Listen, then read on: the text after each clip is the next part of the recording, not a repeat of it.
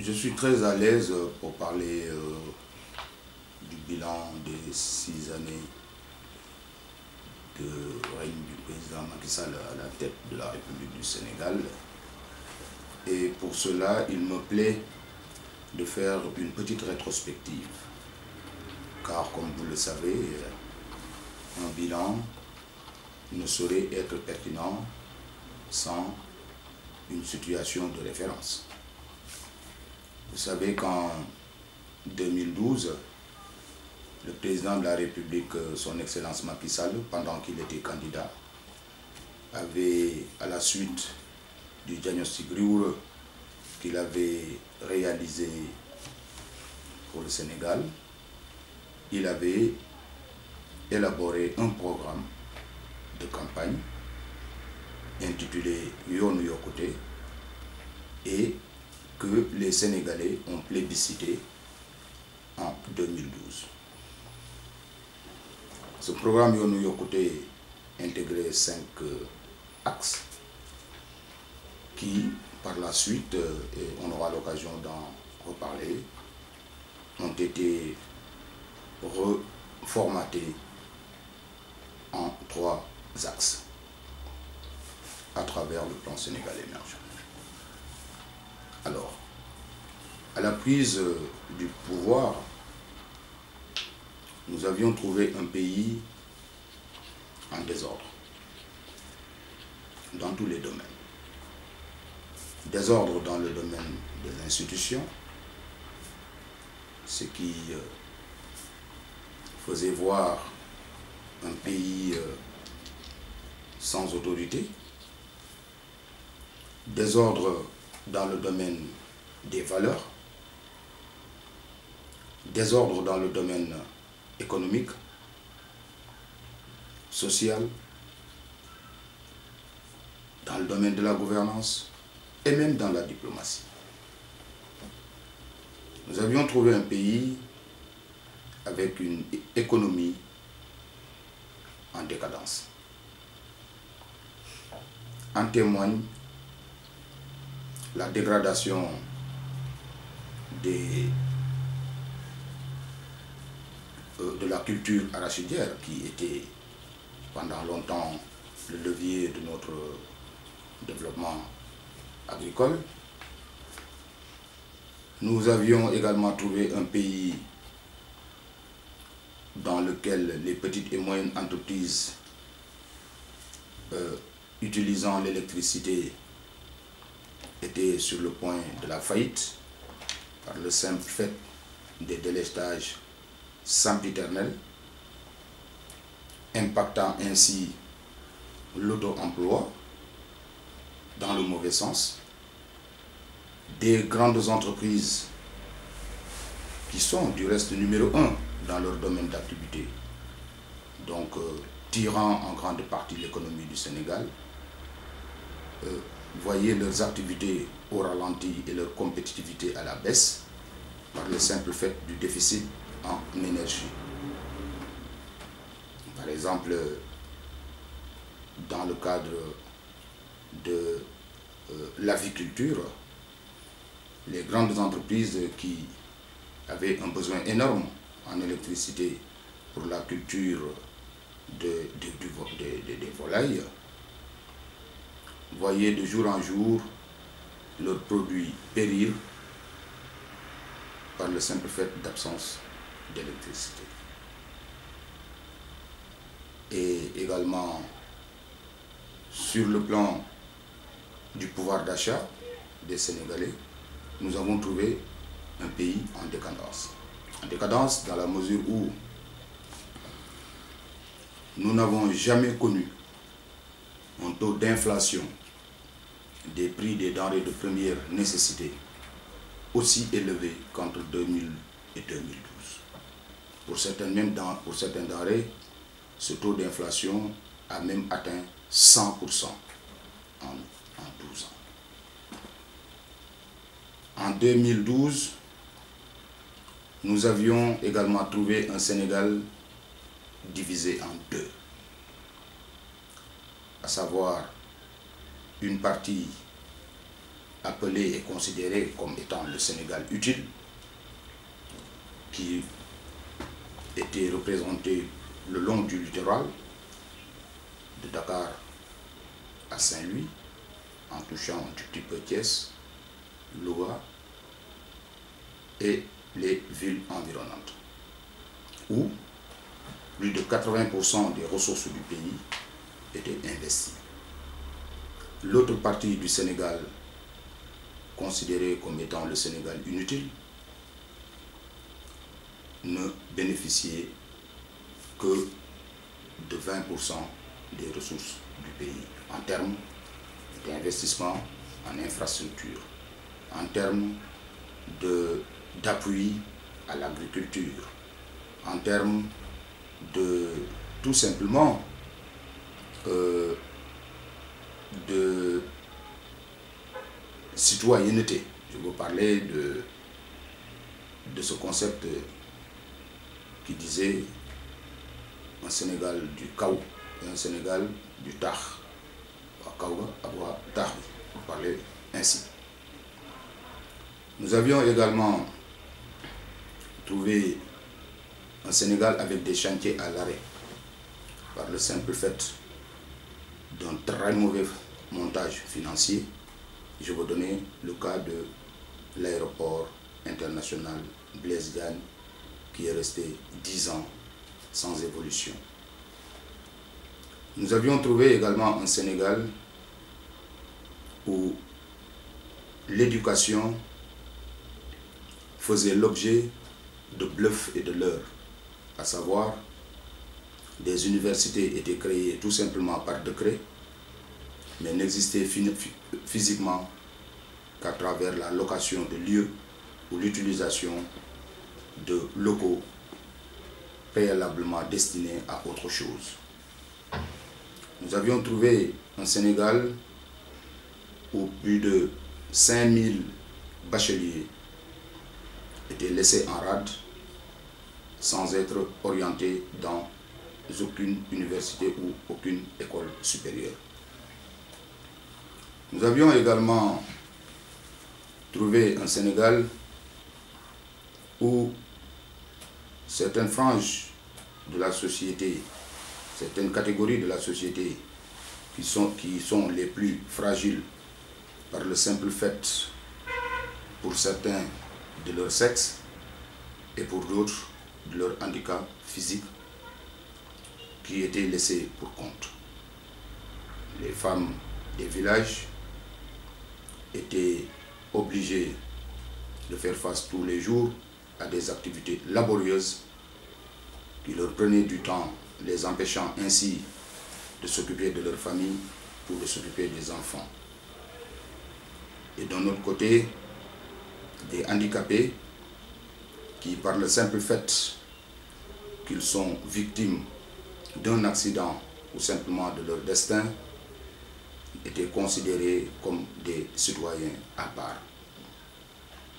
Nous avions également trouvé un Sénégal où l'État avait arrêté de contribuer à la création d'emplois depuis belle lurette, et également un Sénégal où le train de vie de l'État était largement supérieur à sa capacité à générer de la richesse.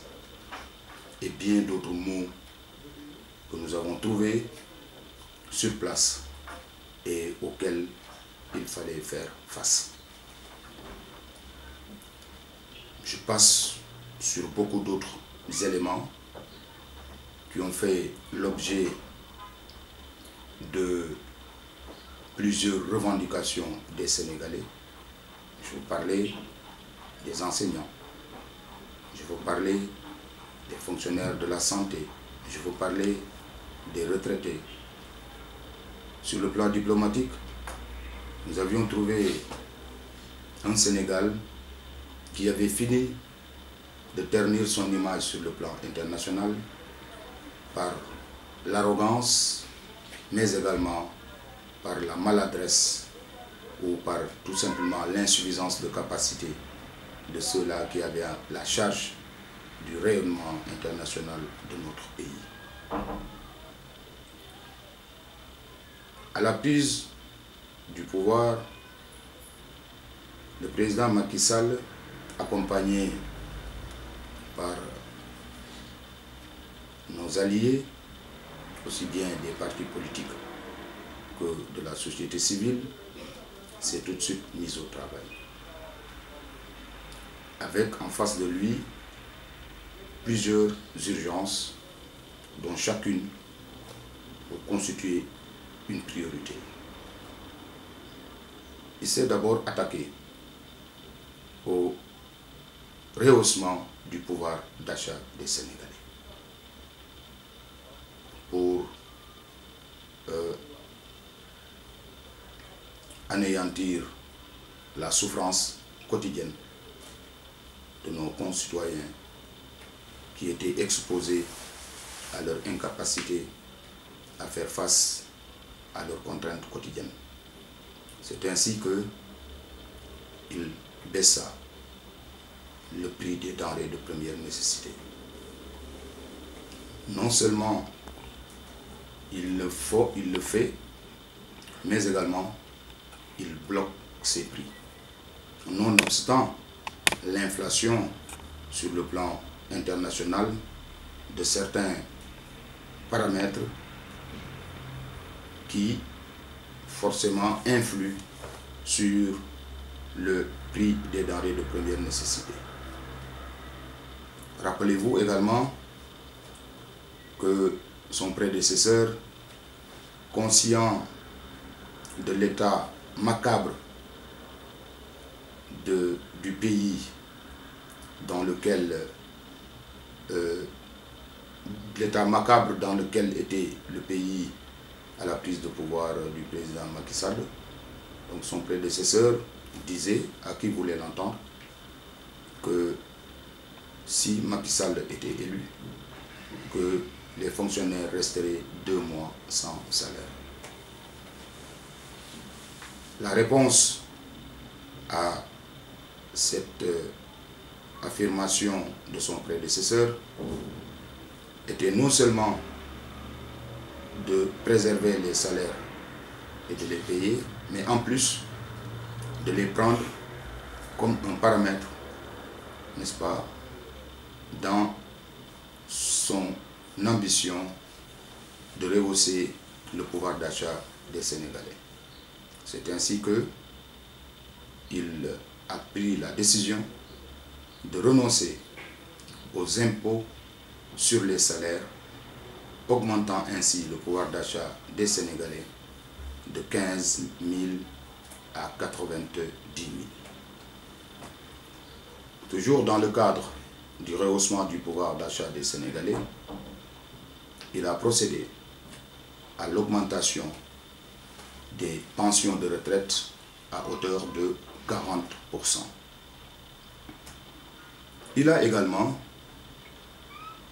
permis à un segment de Sénégalais qui n'ont jamais bénéficié des ressources de l'État, parce que tout simplement, étant des femmes dont le mari a disparu, avec des orphelins à leur charge, n'ayant pas la possibilité de trouver un emploi par le simple fait qu'elles n'ont pas bénéficié d'une formation requise et qu'elles ne sont pas dans un environnement leur permettant de créer de la richesse. Ce segment de la population a été également pris en charge par le président Macky Sall, et c'est ainsi qu'à nos jours, 300 000 familles bénéficient de la bourse familiale. Dans le cadre de l'augmentation du pouvoir d'achat des Sénégalais, il a également procédé à la baisse du prix du carburant d'au moins de 100 francs. Et tout ceci et bien d'autres choses ont été possibles grâce à sa ferme volonté de réduire le train de vie de l'État. C'est ainsi que plusieurs agences ont été supprimées.